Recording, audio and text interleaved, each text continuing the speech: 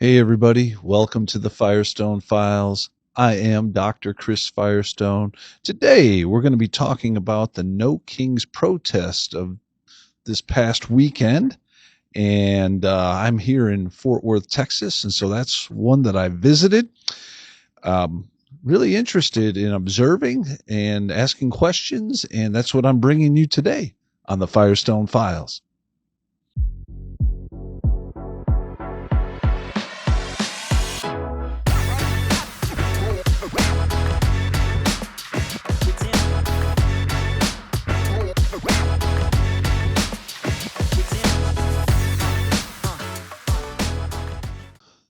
All right. Well, welcome back, everyone. We are moving on to episode 10, and this is once again a special episode breaking into my normally scheduled stuff, mainly because I wanted to not do business as usual. Remember, with the death of Charlie Kirk and my own desire to do stuff in real time. Well, something came up that a week ago, and that was the No Kings protest. And I really wanted to go there with a spirit of new beginnings here in the Firestone Files. That is, to do some live events, take some journeys with you, bring you along with me as I try to process the events of our time. And so, really, what I wanted to do by going there was to get into the mind of the protesters and asked questions like, can we find common ground?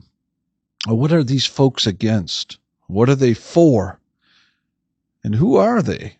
Are they young? Are they old? Are they black? Are they white? Are they people of faith or not of faith or whatever? Just kind of get a sense of who these people are in these No Kings protests. I guess I'm still a little bit touchy, maybe, or sensitive to the fact that Charlie hasn't even been, a little more than a month at this point, and already we've got these protests going, and just curious to see how sensitive they are to people like Charlie and people, and people asking questions about their position.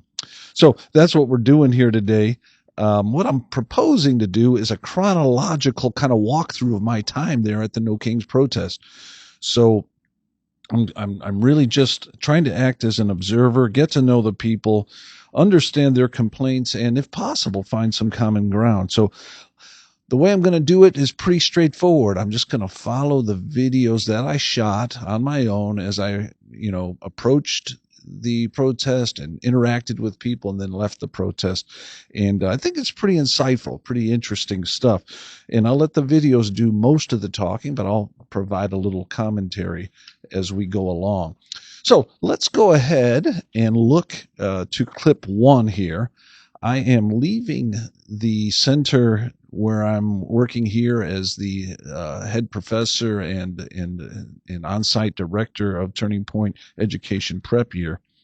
And nobody's up as far as I can tell, but I did hear through the grapevine that some of our students were going to be heading over there. I didn't see any students, but I thought I'd better go ahead, go over, have a look around, make sure everybody's okay, and, of course, observe the protest for myself. So I think it's important to be fully transparent that I'm a Christian, I'm reasonably conservative, and I'm walking into a No Kings protest, which is probably on the opposite side of the spectrum. So my job's not going to be easy, but here I go. So let's roll clip one. No Kings. Here I go. All right, good morning. I am out here in the hallway of prep year. A bunch of students are going to the No Kings protest just to observe. And this is not a Turning Point event, but I thought I'd better tag along, see what's going on. And so that's what I'm doing. Got my coffee right here, and I'm about to head out. I'll drive over to the No Kings protest and see what's going on. Maybe I'll capture some video while I'm over there. All right, I'll catch up with you soon. Bye. All right. Well, we have started the journey, and I drove. It was about 10, 15 minutes from where I'm working here, and I arrived at the protest site, but I should have looked at my gas tank because I was running on fumes, so I decided to stop at a gas station right next to the protest. And immediately I was approached by somebody who pulled up behind me. And so I don't think they knew me from Adam, but they did. I knew I had the oh moment when they walked up behind me as I was pumping my gas, and they said, "Hey, no worries. I'm not looking for money. All I'm looking for is gas." And I said, gas. Gas is money, my friend. That's pretty expensive stuff you're asking for. He looked a little rough around the edges. He had somebody else in the car with him. They had a minivan, and I thought, you know what? I'm going to start the day off with a good deed. So I said, why don't you go ahead and pull around next to me, and I'll give you the gas pump. And so he did.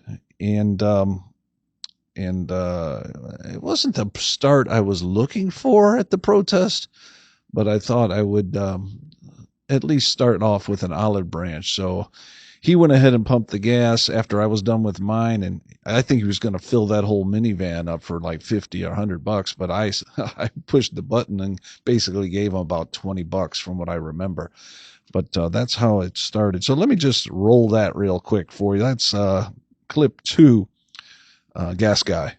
All right, I'm here. Had to get some gas to because I was running out. It's a torrential downpour. Some guys here have asked me for help getting gas, so I'm going to give them a little bit of gas, get them on their way. But anyway, yeah, that's it. So we'll catch up with you guys soon. All right. Well, I got my gas tank filled up, and I found a really good parking spot, and I decided to make my way toward the No Kings protest. Immediately, I recognized this was going to be something unusual or different for me. I've been to things like this before, but this one, I ran into a chicken immediately. Had some kind of backpack on that blows air into the chicken suit, and it fills up. And I thought, my goodness, first guy I meet is an inflatable chicken. This is not an auspicious start at all. First I met the gas guy, now I met the chicken guy. So let's go ahead and roll clip 3, meeting the chicken. All right, I have arrived. Got a really good parking spot, and looking forward to seeing what's going on. It's already getting interesting. Let me see if I can get my first interview. Yeah.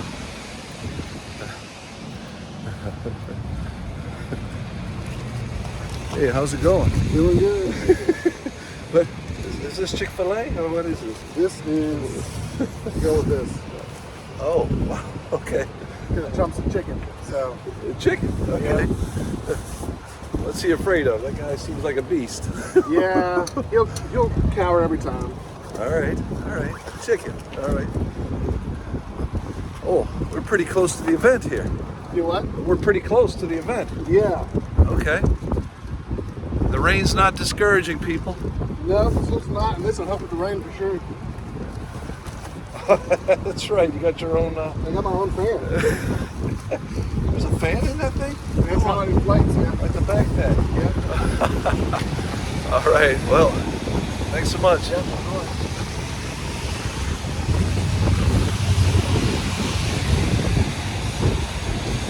Get across here. All right. Well, I see things straight ahead. Should be interesting. So that was the chicken guy. That's how I started off the event. This guy in a backpack, with air blowing in his suit.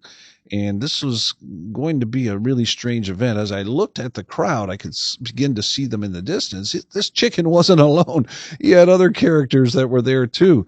And I kept thinking to myself, chicken, is he trying to say like Trump is a chicken or something like that? And I started philosophically to ponder the question, how could Trump sensibly be thought of as a chicken? I mean, he was sued in every way imaginable and fought back. He was shot in the ear. He dropped bombs on Iran. He negotiated peace in the Middle East. twice, actually, over the course of 2 administrations. And I'm like, what in the world? Where do we get this chicken concept? Anyway, let's go ahead and roll clip 4, followed by the chicken. Okay, whoa, man, this is getting really fascinating. I'll go ahead and chicken's still following me. Okay, here we go. My first view.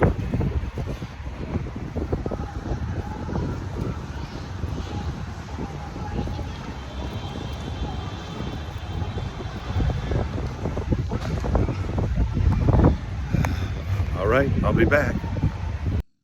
Well, it's hard to really say, how to respond to clip 4, but I'm going to move on to clips 5 and 6 and maybe tag on clip 12 as well.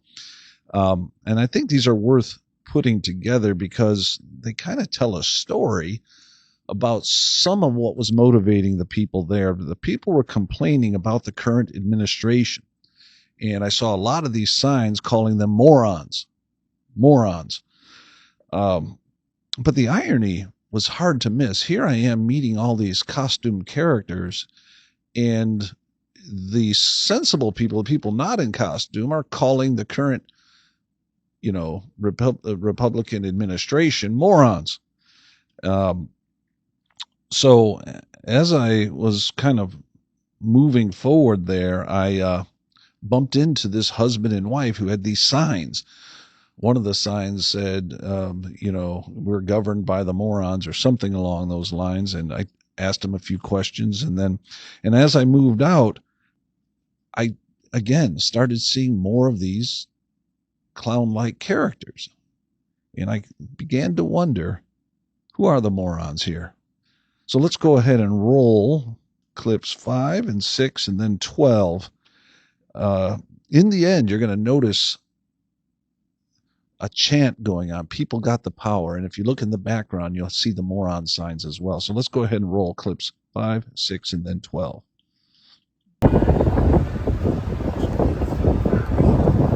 Taking a picture of all the signs here. Who are the morons, do you think? Wait a minute. I've got a sign for that. Oh, do you really? Help you with that. All right. Pete Hegseth, Christy Noem, Cash Patel. Wow. Senator What are you talking about? Well, it's on right here. Oh, I didn't. Oh, that's right. This is the new one. We made that one last. You didn't put any color on this one, though. No. We didn't have time. Oh my goodness, you guys came fully articulated here. Let's see. Flush Trump away. Oh my goodness. Trump clone. Wow. So if you could get one thing to result from this, what would it be, do you think, among these options? Oh, I think the best thing is flush him away. Or this is my favorite. That's your signature one. Okay. Well, thanks so much. Appreciate it.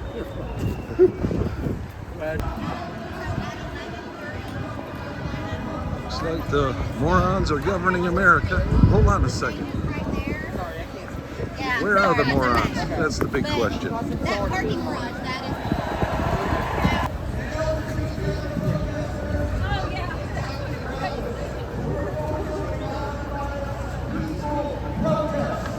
People got the power. People got the power. Who's got the power? People got the power. Who's got the power? People got the power. That's why we vote, ladies and gentlemen. That's why we vote. When I came to this. As you can see, the event was going to be really kind of something quite unusual. One of the things I noticed immediately was there were a lot of older folks there. It reminded me of people who used to protest at Vietnam, the Vietnam era, like the 60s and 70s, maybe the mid 70s. But in a more sanitized way. They had these professional suits on all over the place. I don't know where people get the money for this and why they would do this, because it doesn't seem to have any real punch to it.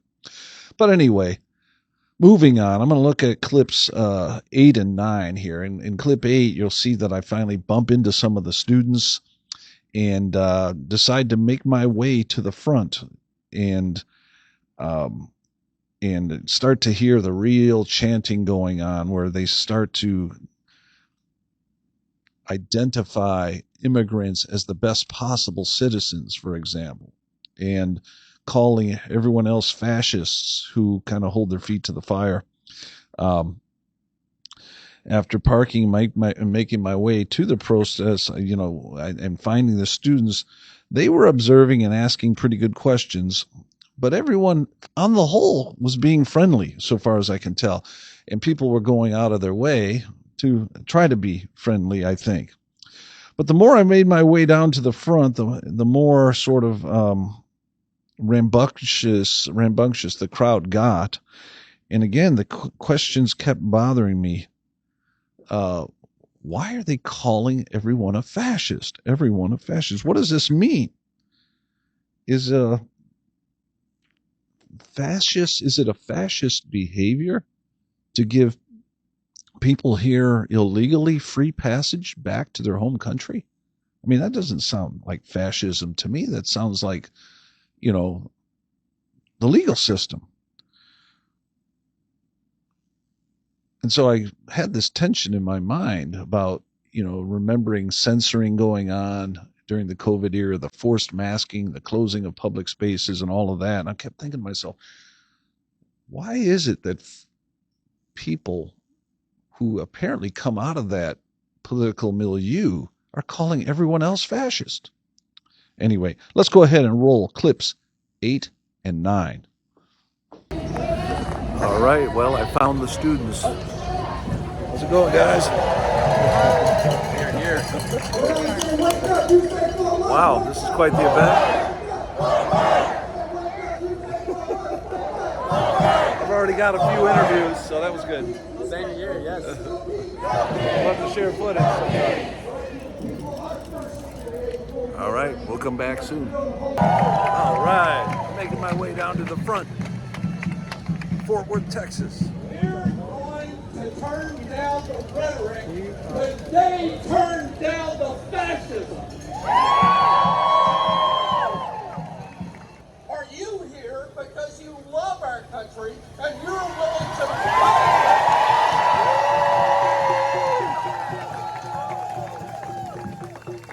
And you are willing to fight to make sure that we do not slide into the authoritarianism that these fascists want to establish in our country.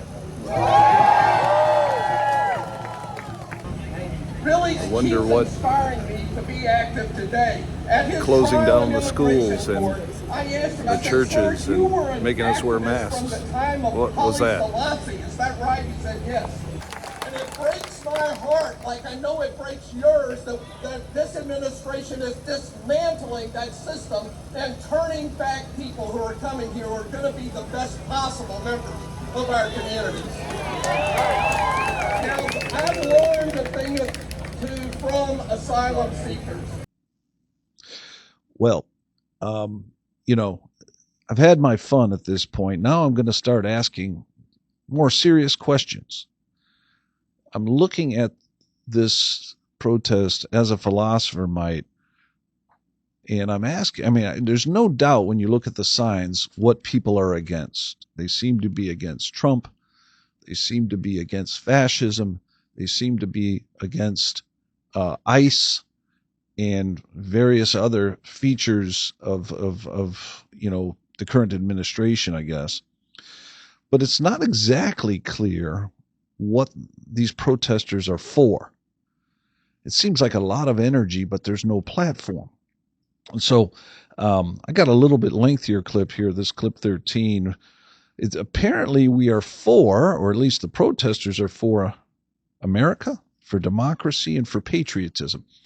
That sounds pretty bipartisan to me. You'll hear some swearing. I don't know if I'm going to have to beep that out or just let YouTube deal with it. And that starts to ramp up in the discourse. And then it talks a lot about keeping our rights. Excuse me. What are we talking about here? Citizens' rights? Or are we just talking about human rights around the world? Are we the United Nations or are we the United States of America? I mean, that's another question that keeps ringing through my ears. And then they mentioned the First Amendment in the Constitution. And that's really when I thought about that, because that's, of course, a typical mantra on the right in the political spheres. Are we talking about the same thing when we talk about the First Amendment and the Constitution? So let's go ahead and roll clip 13. We're here to air our grievances. We're here to air our grievances. We're going over the First Amendment. It should be a good lesson. Thinks he's a king.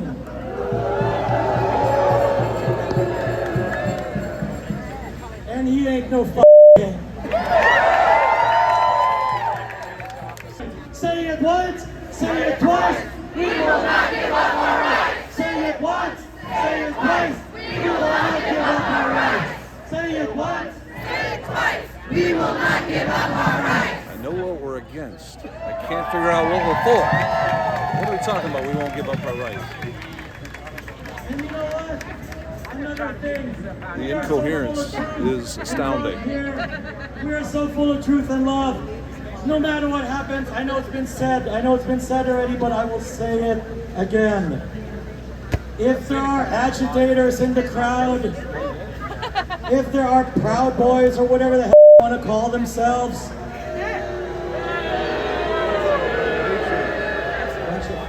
I know you have a witty retort in your back pocket, and I know you got some shit you want to say to them, but you know what?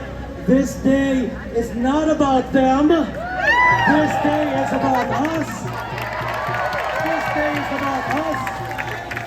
And this day is about how we love this country. How we love this country. That's something we all agree with. We love the First Amendment. Amen. Amen. Yeah, we can get behind that. Love the Constitution. Yes. Woo! Yes, we do. We will not back down. So once again, repeat after me. When we march, stand proud and stand strong. Be loud. Use your outside voice. All right?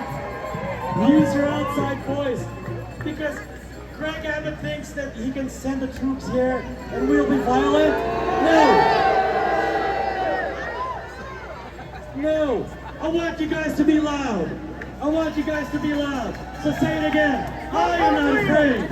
I'm not afraid. I am not afraid. All right, there we go. Looks like the march is about to begin.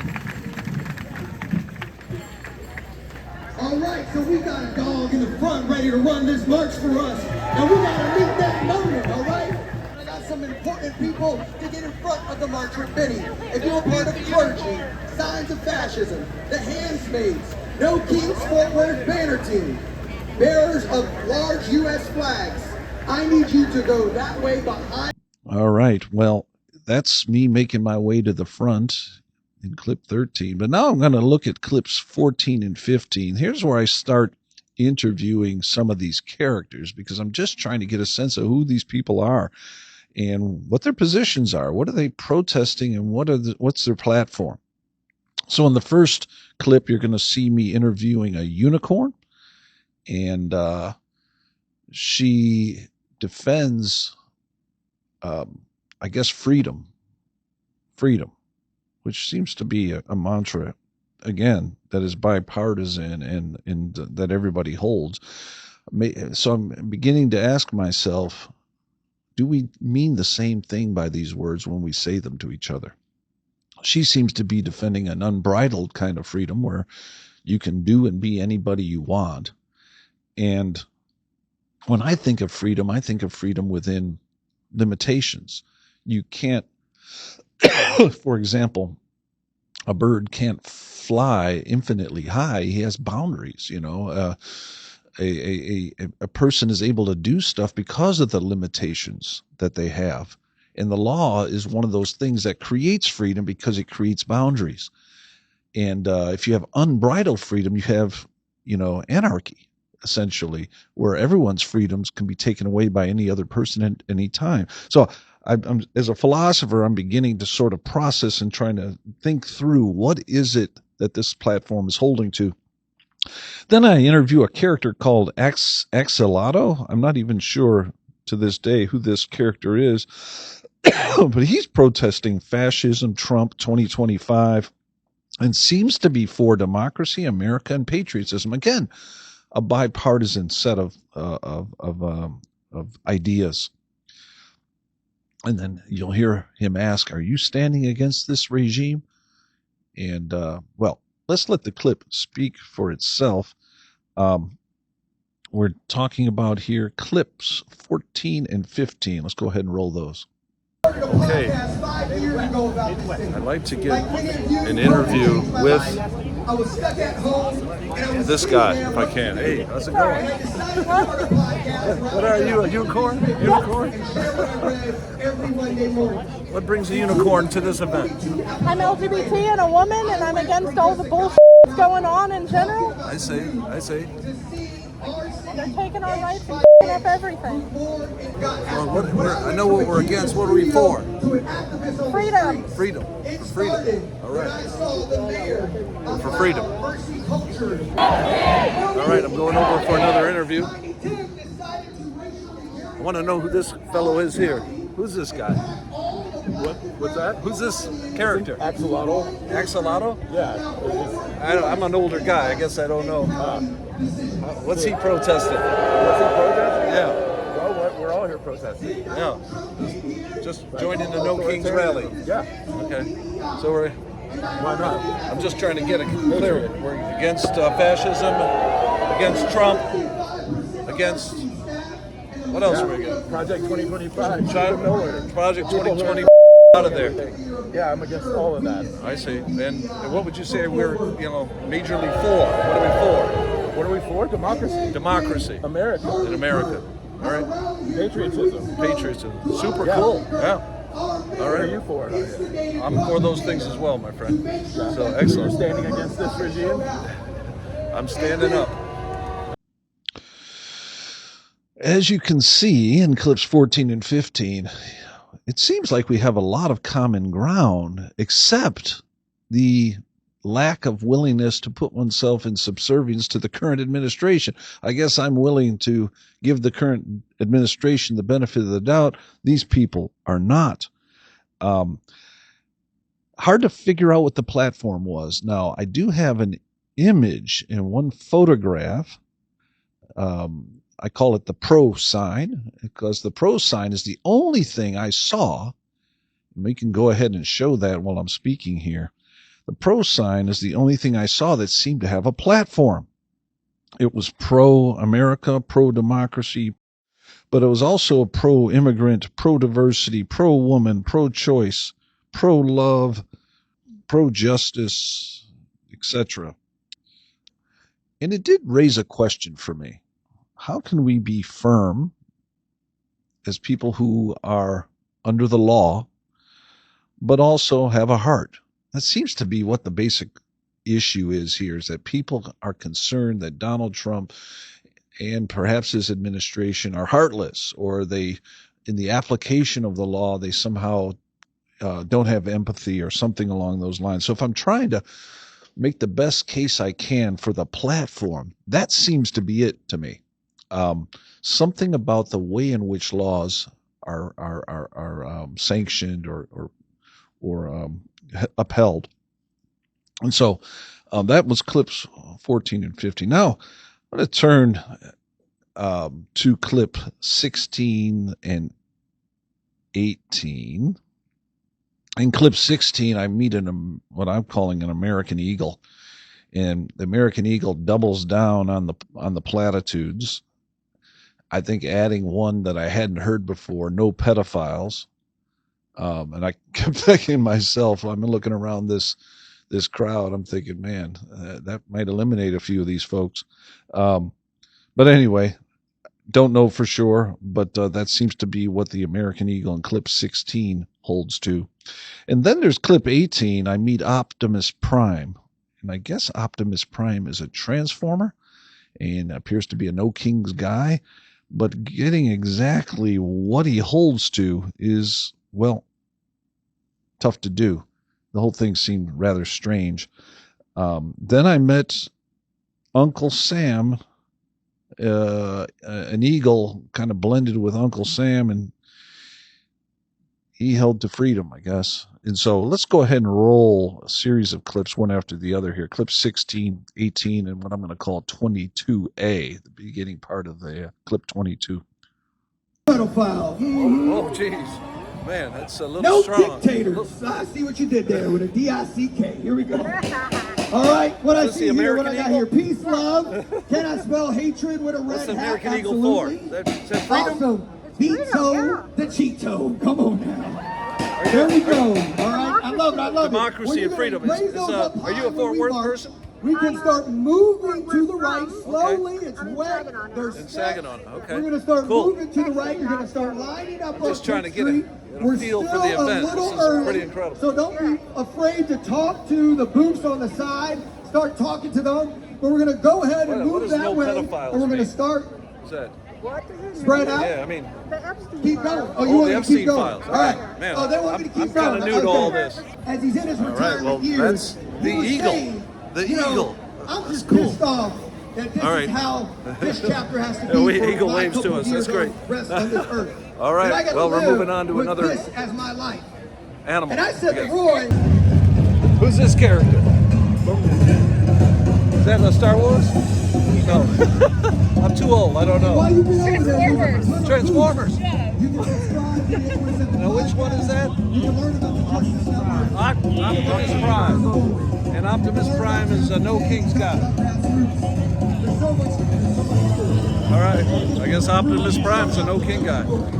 It is pouring rain out here, and as you can see, we got everything going on back. Oh, we got an eagle here. Is that American Eagle? Uncle Sam Eagle, actually.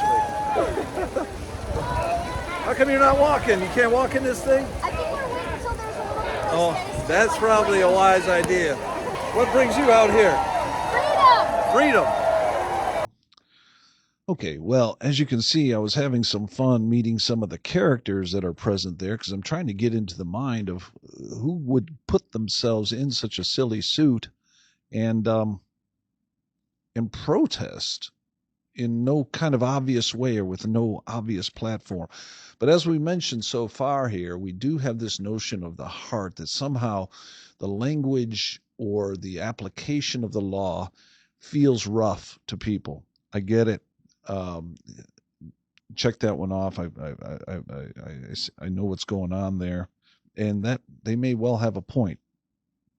If we look now at clip 19, this is a short clip that I got of my student asking questions of a person dressed as Lady Liberty. And the reason I think this clip is significant because it adds another piece to the puzzle in my inquiry here, and that is, why are they wearing these cartoon suits? And I think that the best answer I heard out there was that people think that the left is inherently violent, and we are here in these cartoon suits to demonstrate that we are harmless. So let's go ahead and roll clip 19. And it just made a really good picture, and so everybody kind of took off with it. Oh, okay. It doesn't really mean It anything. doesn't mean anything other than we stand with the Portland frog, right? That's really it. Kind of the ridiculousness of them saying Ridiculousness, because they're saying that we're bad and that we're violent and that we're mean and all of that, and we're all dressed in costumes and very fun. So that's really what it's about. Okay, I To just make it ridiculous. Yeah, no, good question. I had to ask too. Okay, how about 6'7"? All right. Well, okay. So now we've got at least 2 points that I think I understand about this group, maybe more clearly than they understand it themselves, because a lot of people are struggling to give a positive platform. All the platitudes that they mention actually are shared in common with people on the right. And so I guess that's a sense of hopefulness that I have, is that the people at these No Kings protests, at least the one here in Fort Worth, actually have quite a bit of overlap as Americans with Americans on the right hand of the spectrum. So that was kind of cool. Be people who have a heart, be nonviolent, and be willing to sort of bend over backwards, if you will, by wearing costumes even, to demonstrate that your intentions are not violent. Well, that brings me to the next suit that I saw. This one's a little different than the other, so I'm giving it some special attention. That was a Donald Trump costume that someone wore. Donald Trump in a diaper. I guess this was a replica of something that was in London flying overhead at one of their parades. And that's what I learned from the person who I interviewed inside the Donald Trump suit. I asked her, does it have to do with immaturity or whatever? And she didn't really have a solid answer there. Her husband was kind of looking out for her on the side. So that was, I think, one of the interesting takeaways, because I asked the husband, you let her go out in a suit like this? And he basically said she's got a mind of her own. So let's go ahead and roll clip 20, Donald Trump in a diaper. All right, we found Donald Trump in a big suit. So I'm going to make my way over there and see if we can interview Donald Trump. See what Donald has to say. I wonder if he'll confess or do something extraordinary. I'd like to. Oh, this is the suit. This is the suit of the day right here. I'm surprised he had the courage to wear it.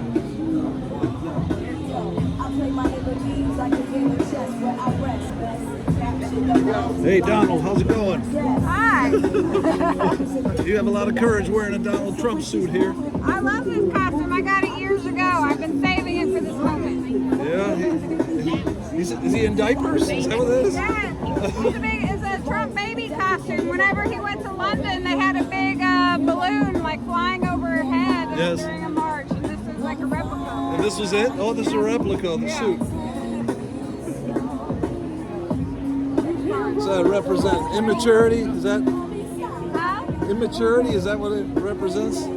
Yeah, that he's a big baby, I guess. That he throws fits and. I say. Okay. Yeah. I'm just curious. I like the hair on his chest. That's pretty good. Or spaghetti, maybe. I don't know. Are you the husband? Are you allowed this? What's that? You can't stop your wife. That's pretty cool. Well, that's Donald Trump in a diaper, about to start the No King's March. I hope she can make it in this suit. It's hard to see the ground even. I guess that's why her husband's here. All right. Here we go. All right. Well, I'm now pretty close to the front, not all the way at the front. As I found out from my students later on who were at the front, it was actually a little more intense up front. You had people wearing masks. You had confrontations up front. Didn't turn violent, thank goodness, but there were definitely some angry moments that could have turned violent, but they didn't. So that was good. Let's go ahead and look here at clip 21. It's right when the march is about to begin. The rain begins as well. And you couldn't help but notice the symbolism here as these protesters started, continued their chants of various types. The rain just had another plan in mind altogether. So let's go ahead and roll clip 21. All right, it's starting to rain, but it doesn't seem to be discouraging people from getting into the street.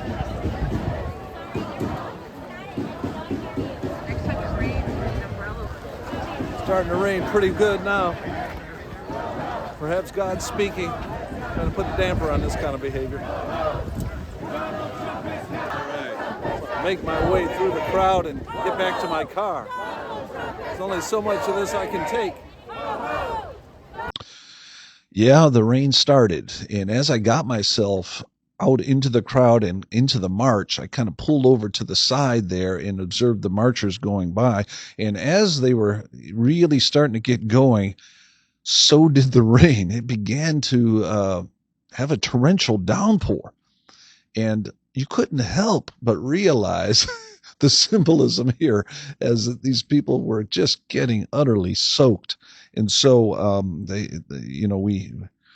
we talk about the First Amendment and the right to protest, and I'm all for that. But the tension of the moment was hard to miss. Here these chants started, and here the rain begins to pour, and well, let's go ahead and roll clip 22B, torrential downpour. Oh my goodness! What did I get myself into? Well, I think I'm going to head back to the car. I hope all these folks don't get pneumonia or something like that. This is about as cold as Fort Worth has been in a long time.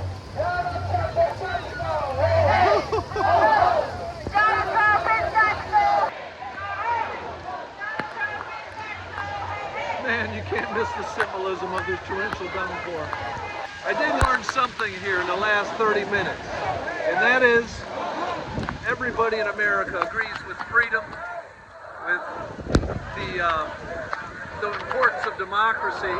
I'm not sure what to make out of the fact that democracy is spoken, and yet they're against the results of the last election. But hey, that's part of the First Amendment. Part of the First Amendment. You get to say what you want. Well, there was a lot more to that clip, believe it or not. I wish I would have been able to capture that, but with the torrential downpour, it looked like my camera was fluttering and ended up stopping the shot prematurely. But we got what we got, I guess. And that was me getting utterly drenched trying to capture the moment of this protest and the mood of this protest.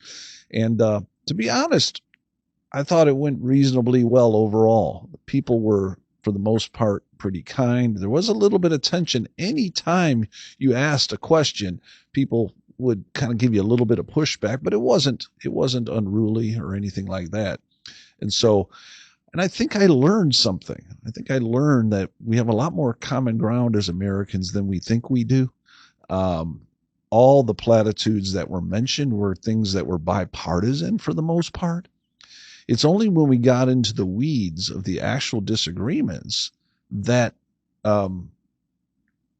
people kind of shut down.